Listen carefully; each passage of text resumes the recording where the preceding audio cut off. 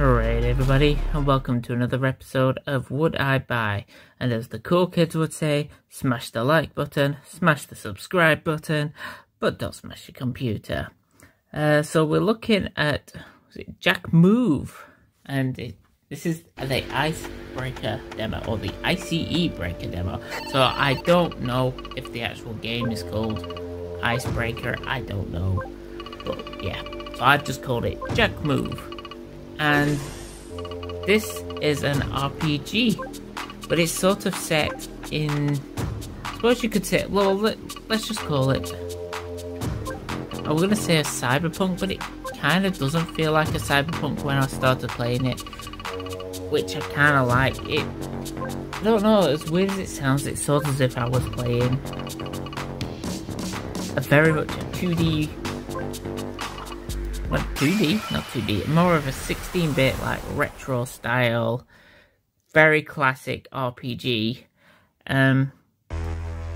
but it's also, it's not very cyberpunky. I have played, like, that, is it the Ammo Nation, and that felt like a cyberpunk. This kind of just felt like the Matrix. It took me a long time to think of that just then. But yeah, that was the first thing that kind of came to mind. Kind of that you got jumped straight into the action on this one, in terms of like, it's kind of like one mini dungeon when you started playing, and it kind of just jumped straight into a tutorial. Now I will be honest, when I was playing it, I got a little bit confused when it came to the terminology. Like, don't get me wrong, I'm a little bit tech savvy, but obviously not as much these days. But I did understand all the terms that it was trying to tell me, but I was kind of getting a little bit mixed up at times, like where it was basically understanding, right, okay, so what's an attack? What is magic? Okay, so I'm used to a very traditional type of RPG where it was pretty much your attack, your magic, which is pretty much what this type of RPG is. Albeit, it has obviously switched it around, so instead of attack, you hack, does that make sense? And instead of using magic, you execute software programs, and it uses up, was it like data or memory or something like that, but essentially that is your magic power. So it's pretty much your standard affair when it comes to like your other traditional type of RPGs. And although it kind of got me a little bit confused with the terminology at first, I think it's something that I could easily get used to. So that's absolutely fine there. And yeah, beyond that though, when it comes to your characters, it's very much a traditional classic RPG, and I really like that.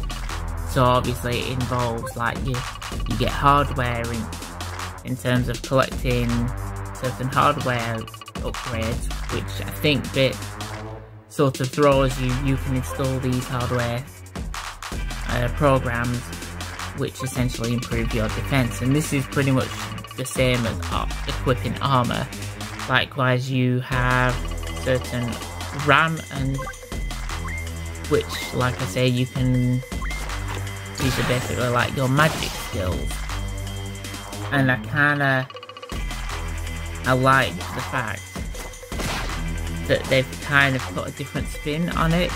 As weird as it sounds, and it took a bit of getting used to, I kind of like that they've created a traditional RPG, but sort of thrown, especially considering with every other cyberpunk type game that's set in this world, I don't know, it's like they have to switch the combat. I've never seen a cyberpunk game, at least not that I'm aware of, a cyberpunk inspired game with such traditional RPG-like elements, and I think that really went in its favour when I was playing it. Of course, obviously, you get like patches as well, which I think is basically like your items. So obviously, you get your potions and stuff like that, so you can basically like install patches. And I think it's like they've really put a bit of thought into that, which I do appreciate. And the one thing when it came to actually playing, the main thing that I actually noticed, which, oh my god, straight away, as soon as I realised it, I thought, oh my gosh, I'm really enjoying this, was, I know it's such a simple concept, it's the fact that the skills that you've got, which is basically like the magic that you've got, you can level them up. And I know it's such a simple thing, but oh my god, I love it when RPGs incorporate this type of leveling up. It's that gratification that you get from, you know, grinding a bit. Now, obviously, I think I have criticised others, albeit, I'll admit, I have criticised other games where it's a bit of a, it can be a bit of a grind, but here is an example of when I kind of don't mind a grind, where it doesn't feel like too much of a grind, and you've always got like the little micro mini goals to go for, because I'm one of those people where sometimes I don't always worry about the end goal of the story. Sometimes I kind of just don't mind setting my own little goals and leveling up a few little, you know, equipment here and there. And I mentioned in other reviews, I can't remember which one it were, where, you know, like Final Fantasy, I loved the fact that in Final Fantasy 9, for example, that you could equip weapons and they had their own little skills that you could essentially do a bit of grinding and you get that skill, and I love that. And this is the type of grinding that I do like and I find enjoyment out of, because it doesn't feel like too much of a long stretch for your next reward. You've always got like little goals that you can aim for, and this to me is kind of like when it's done right, and I really appreciated that. Now obviously, looking at some of the skills and situations like that, it looks like you've got a maximum of maybe like 13 or 14 slots, where because obviously each of the magic skills that you've got, I'll say, they take up so many slots, and it's sort of a matter of managing it. So I can presume that if it shows a maximum of maybe 13, 14 slots, is that the total maximum? I presume it is. I don't know for certain, but I don't know if it'll be the longest game, judging off that, but obviously, you know, the price probably, you know, it's taken that into consideration. It's not a AAA title, it is an indie title, and I'm not expecting the longest, and sometimes RPGs can go way too long anyway, so I'm kind of not too worried about that. I went a little bit off topic then, so, where was I? Yeah, so all the gameplay part I really do enjoy. It's your typical standard traditional RPG, but I like that, and it's good.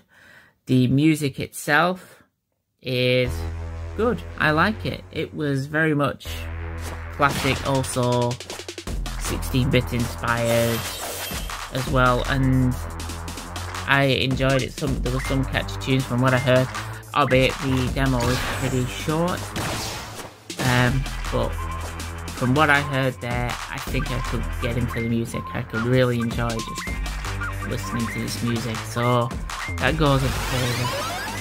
The characters, the short amount of time that I spent with them, there also seems like it could be pretty interesting.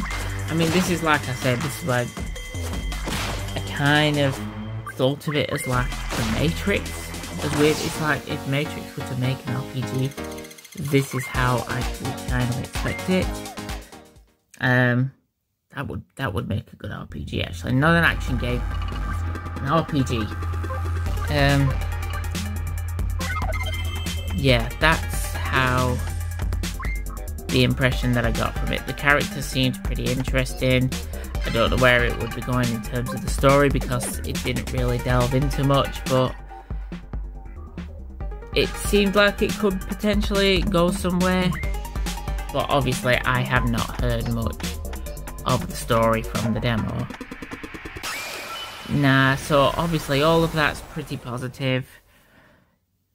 If I were to have one little nitpicky thing, it would be when it comes to the battle systems. Now, I shouldn't really be complaining about this because obviously it was how it were. Classic RPGs, you know, it were random battles, random encounters. You walk around the dungeon and then you enter random encounters.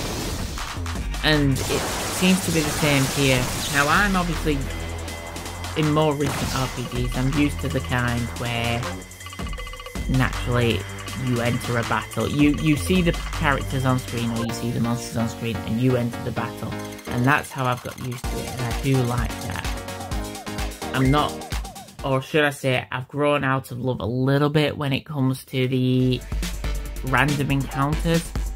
Obviously, it's nostalgia that plays a part when it comes to playing classic like Final Fantasy games. But when it's a new game, I kind of prefer to see the enemies if I had the option.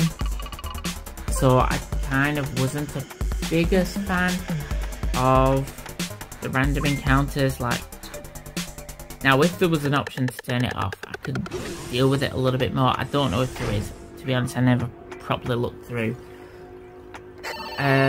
But yeah, that would have been my only gripe. But as I say, that is a little bit of a nitpick. And to be honest, I wouldn't really say that it pulls the game down all that much. Because, like I say, maybe it's just nostalgia speaking that I can accept that. I can deal with that. It's just obviously, if I had the preference, yeah, I would have preferred that. But hey ho, it doesn't matter. I will accept that decision. So if it obviously, when it came to buying, like I say, I wouldn't let that falter in at all. And yes, I would actually buy this game because I haven't seen a RPG like this, like a cyberpunk type with traditional RPG mechanics, if that makes sense. You see a lot of them, like obviously cyberpunk and other type of RPGs. Never really seen one like this with traditional like attack and magic, if that makes sense. So I'm on board with that. I do like this kind. It's nice to see a traditional type of RPG that has classic fantasy like RPG mechanics. I have said mechanics a lot, so we'll leave it at that. And yeah, as of course, that is just my opinion. So, how about you guys? Have you played the demo? What did you think of it? And would you buy it? Would you wait for the sale? Me? Yeah. I want to support these type of games. Because I want to see more RPGs set in this type of world. Or just modern day RPGs, to be honest. They don't have to be cyberpunk. Sometimes I actually just prefer a modern day one. The best RPGs that I've seen recently that kind of did that would have been something like Yakuza Like a Dragon. That, yeah, stuff like that. I love that. But yeah, that's just my opinion. So yeah, let us know. And until then, I will see you guys in the next one. Laters.